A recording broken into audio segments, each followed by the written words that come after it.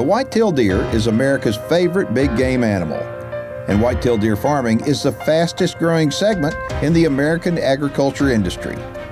Our program's mission is to dive into the world of deer farming and discover why tens of thousands of Americans compete to create the biggest bucks in the world. And by the biggest bucks, we don't just mean the size of the antlers. The financial investment opportunities produced even on small parcels of rural land will blow you away. Join me as we discover how whitetail genetics, deer auctions, animal husbandry, and so much more drive the deer farming industry. My name is Keith Warren, and this is Deer and Wildlife Stories. I look at the name on these antlers, and it's like every one of these very big deer, clearly. Well, howdy, Brent. Mr. Keith. Hey, everybody, this is Brent Justice. We're down here just between Alice, Texas, and the middle of nowhere. Orange Grove. Orange Grove. We're in deep South Texas, and Brent has got some big old whitetails. It's the first time we've ever been here on Deer and Wildlife Stories, and I think y'all are going to be impressed with what we're going to show you.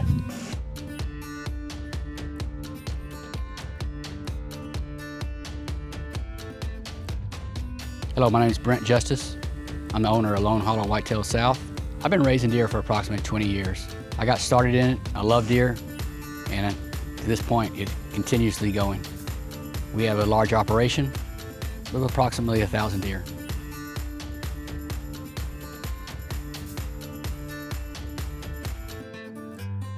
All right, so I want to address something that may confuse you. Okay, we've said so far on the show, Hollow Whitetails South and Flying W Whitetails. It's basically the same thing. Okay, for years and years, he's had Hollow Whitetails South, but now he's starting to call the place Flying W Whitetails. All right, so the yearling pin, well, one of the yearling pins, and the red tags in them. The red tag, I guess, is going to stay consistent from the time they're fawns all through the life, huh? Yes, not unless they become breeders. And then you change that out to be blue. Right. This right here, we always take a chance on a few of the one-year-olds, always. Like this one would probably be one of the ones that we would use. Yeah, that's a heck of a yearling right there. I mean, he is stacked, he's good looking, and he's calm as he can be. As we're looking at some of these deer in here, they've all got great genetics, but some of them are obviously just much better than others. Yes. And so, how do you pick who you want to use as a cover? In other words, this little guy that just came by, okay, you'll use him because he's exceptional. He's stacked. He's got good form. Well, even if he doesn't have the genetic line, I probably will not use him. Really? He's got to have a combination of the both. So he's got to have the look, but the look is only part of it. That's correct. He's got to have that pedigree to back him up. I have pedigrees that have no openings in them, so what we're trying to do is keep those pedigrees as full as possible. You take a look, the ear tags, all the numbers, I mean, the state issues numbers to be put on ear tags, and they all have those on by law. But every deer breeder has like a little code that they wind up using. And so as I was looking at all these deer, I said, Brent, what are these numbers for? That is amazing. That deer right there is the 1881st fawn born here. That's correct. So this is a deer factory, is what I want you to know. That's what we have. I call these deer factories. And what happens when the way you make money in a deer factory is you grow the best product that you can, and for your market. Okay, what's your market going to be? Is your market going to be stocker deer that release deer that are going to go out in the pasture? Is your market going to be just the breeding industry? What is your market going to be? You got to establish that. But once they wind up leaving here and they go in the pasture, I call that the showroom. So you got a factory, and then they go to the showroom. So this is pretty cool. How many yearling bucks do you have total, you think? Yearling bucks this year, we have, I think, around, right now that haven't been sold, is 100, pretty close to 150. Okay, so you do sell yearling bucks? I do. Okay. I don't like selling the one-year-olds, but you know, this is business, and whatever we got to do to make this operation work, we do. You know, I have over 250 buck fawns every year. We produce 500 fawns per year at this place. That is amazing. That is absolutely amazing. And so as a deer breeder, I'm going to tell you this, and deer breeders will know this already, but if you're thinking about getting in the deer breeding business, the only way that you make money is to sell them. Think about that. Yeah, you fall in love with them, but you know, you got to sell them. And you do fall in love with them. Each and every one of them out here you fall in love with. But the only way you can make money is to sell them. So just keep that in mind. With that being said, give them a telephone number if somebody wants to buy some deer and look at them. 361-774-7937. Brent Justice. All right, well, show me some 2-year-olds. All right, we have 3 pens of 2-year-olds. They averaged about 240 last year. We don't know what they are this year. Let's go look. Let's go. Now it's time for one of our frequently asked questions. Once you run up to the barn, you wind up taking a vaginal implant and you take a little tool and you insert the cedar in their vagina and you send them back to the pen. About 17 days later, whenever you pull the deer back to the barn, you wind up remove the cedar and then you give them a hormone shot. You send them back. We wait a specific amount of time. Typically it's 56 to 60 hours. At that point, you bring the deer back in, you give them a shot, now you shave their bellies, and then they will wind up putting it on a gurney. The vet winds up making a small incision on either side of the stomach area. They look down there and see a microscope. They're looking down there with a light, and they can actually see what they're doing. They'll wind up sticking another tool in there with the semen, and they put the semen exactly where it's supposed to be. The results are, in about 10 to 15 minutes, they're going to be up on their feet, and hopefully, they're going to be bred. If you've got questions, we've got answers. Head on over to deerandwildlifestories.com and hit the FAQ tab, and make sure to subscribe to our YouTube channel. The Deer Farming Channel is brought to you in part by New Dart, leading the industry in accuracy. Brent's the kind of guy that when you meet him and get to talking to him and all, you're not going to forget him. He's smart. He's really smart. He's a commercial airline pilot is what he does, and he's been doing it for 35 years. But he has a passion for the whitetail deer, and he's smart about whitetail deer. You wouldn't think that he gets in a 777 aircraft and flies across the ocean for a living. And the reason why you wouldn't think that is, I mean, look at him. He's busy feeding deer, loving deer, taking care of deer. But deer farming is therapy. It's therapeutic for people, and so regardless of what profession you do, deer farming is something that I highly recommend. If you got high blood pressure, visit a deer farm. Your blood pressure will go way down. So you have 3 pens of 2-year-olds in? Yes, we do. So total, you probably got 150 2-year-olds? Yes. Bucks. Okay, and you've got all the sisters of these guys, right? Correct. All of them, we usually sell the does at 2.5-year-old when they're bred. Mm-hmm. So we have almost 200 does for sale out of these. These are their brothers right here. So I want to say, you know, people always asking, how do you make money doing this? Okay, bred does. If you're going to start buying deer, you got to look at it and think, do you want to buy one doe? Okay. Do you want her open or do you want her bred? If you have her bred, then the thing about it is you're going to get either 2 for 1 or 3 for 1. Okay. Most of the time it's 2 for 1. And yeah, if it's a 2.5-year-old deer, more than likely it's going to have twins. Now, I mean, it is not uncommon to have triplets. That's correct. I'll take one big healthy baby any day before I take 3 babies. Right. And so, as a deer breeder, we just learn those things. And sometimes you have more than 3 babies, and we really don't like seeing that, but sometimes it happens. So when you go to doe pens out here, you can actually see some of these babies out here nursing on mom. And I mean, what's cool is you see them pick up their leg and they bump her, bumping the bag, and I mean, they're feeding hard. But some of these moms are such good moms that they'll wind up nursing anything in the pen. That's correct. Okay, and so your does are so gentle, but I think that's one reason why your bucks are gentle too, because I mean, their moms were gentle. Right, there's no doubt. If you have crazy deer, you're going to end up with crazy deer. Right. If you have calm deer, you will have calm deer. Okay, so there's some of these guys in here that by the end of the summer, when you get your hands on these guys and you start taking pictures of them, you're going to start evaluating if you want to use any of them for breeder bucks in, right? That's correct.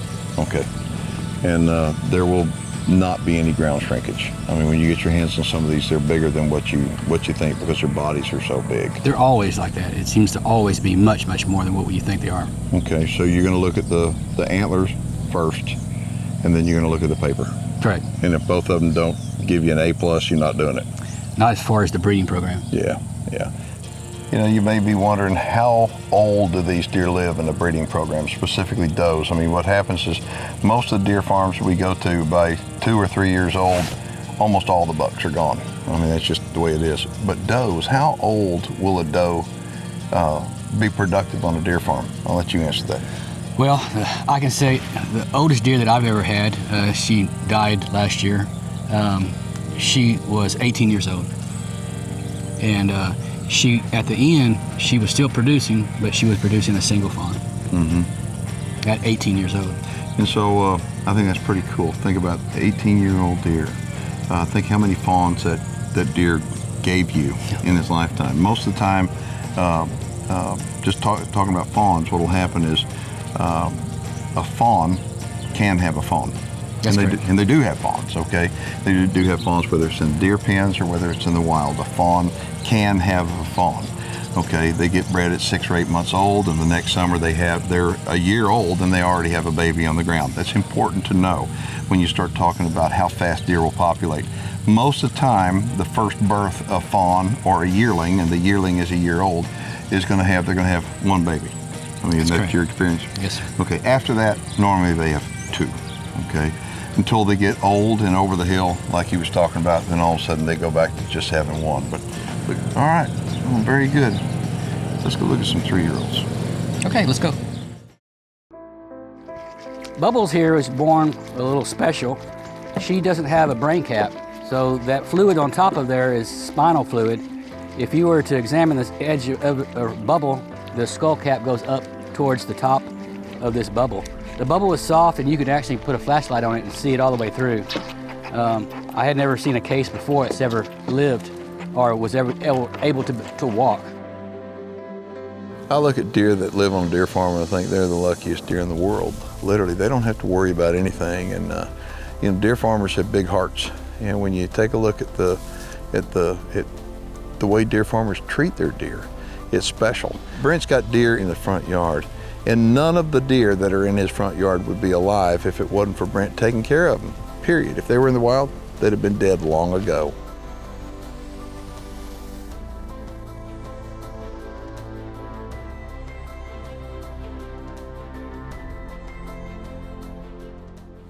All right, so I'm always asked by people, how do you make money deer farming? Okay, I mean, they look at it, we're trying to encourage more people to get into it because it is a lot of fun, but you can make money at it. And you're fixing to have a big payday because of what's in this pen right here. Okay, so tell everybody what we're looking at in here. This is our stocker bucks. We do have 1 breeder buck in here. We didn't use him last year, so he was on standby. But there's approximately 50 bucks in here. And these 50 are 3-year-olds. And the size, well, you tell me. This is amazing. I mean, so you want to know how to make money in the deer breeding business. First off, you got to keep your deer alive. Okay, that would be the biggest piece of advice I'd tell people. And some friends of mine in the deer farming industry tell people that are interested in getting into the deer farming industry, start with cheap deer and see if you can keep them alive before you go to expensive deer. But when you're looking at this, the reason why I say that Brent's fixing to have a payday, these are all sold, aren't they? That's correct. I mean, and there's a great market for this. You may be thinking, where do these deer go? Well, the Texas borders are closed, okay, number 1. So that means that these deer have to stay in the state of Texas. But there's high fence ranches all over the state of Texas that have shot out their genetics. They just have, okay? And they need the new genetics brought in. And the way they do that is like this, okay? And so these deer come from a lot of the same genetic lines, but also a lot of different genetic lines as well. Correct. So, I mean, you take a look at it, some of them are, I mean, you've got all different kinds. That guy right there, I mean, that is a stud. I'm just looking at these guys and go, they're beautiful. Okay, and they're big bodied. I mean, the average size in here's got to be well over 200 inches, 220, 230 maybe, for the average 3-year-old buck. They eat about 6 pounds a day. They're eating that much? Yeah. Yeah. Well, and that's good. See, as a deer breeder, you want to know how much your deer are eating. And the reason why is the more they eat, the healthier they are. Correct. Yeah, these deer here are eating approximately 6 pounds per day. Well, that's good. That's good, because as a deer breeder, what we want to do, if you're going to make money deer breeding, you're going to have to feed the right feed, and you're going to have to get them to eat a lot of feed.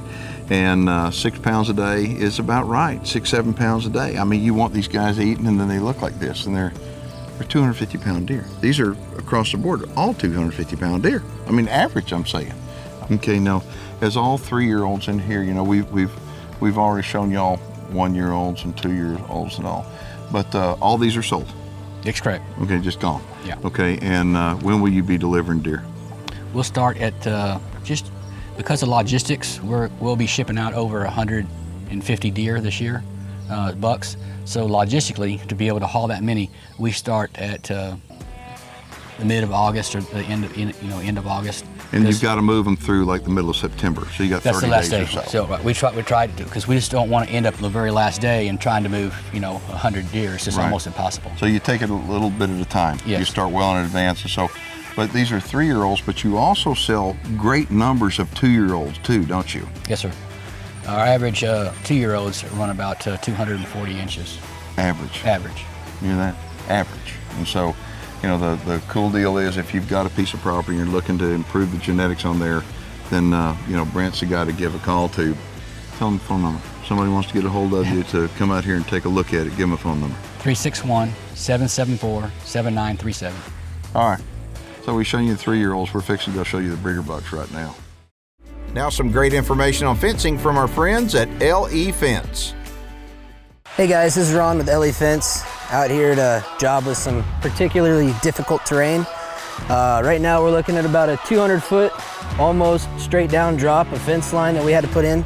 A lot of people would try to find a way to get around this, but we're gonna go ahead and do the right job, even if it's the hard way. We got to do it all by hand, so really you got to have the right equipment, right tools to get down this hill.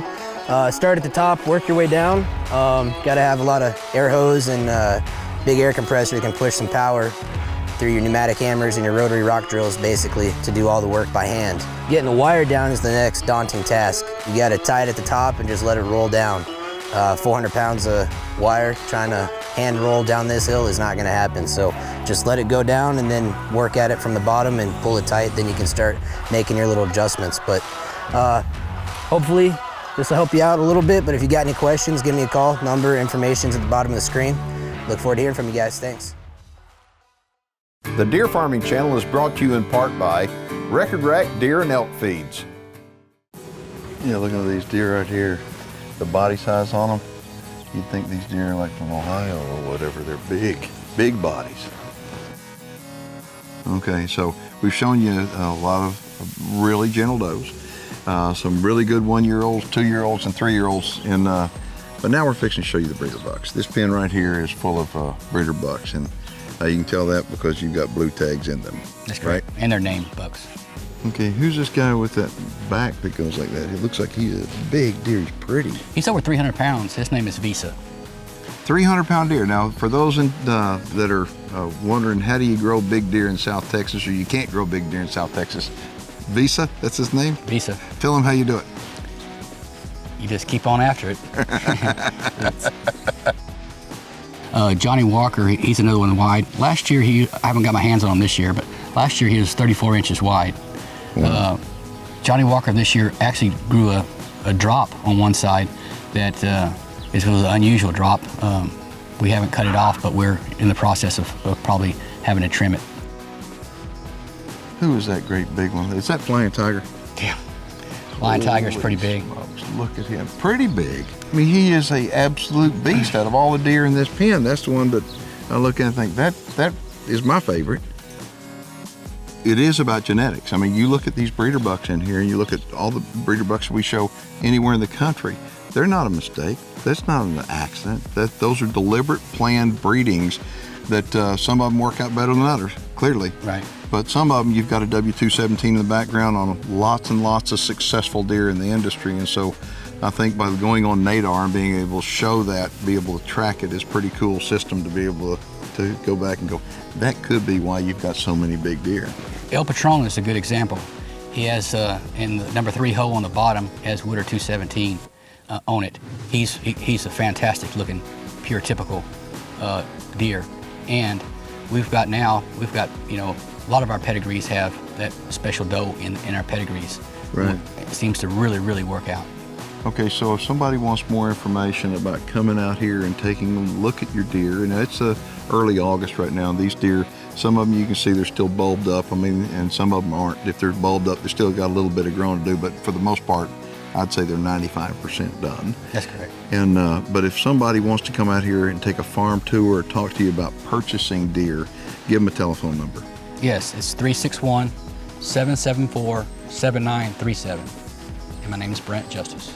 Well, Brent, thank you for having us out here today. I mean, I've known you for a long time, but this is the first time I've ever come down to the farm.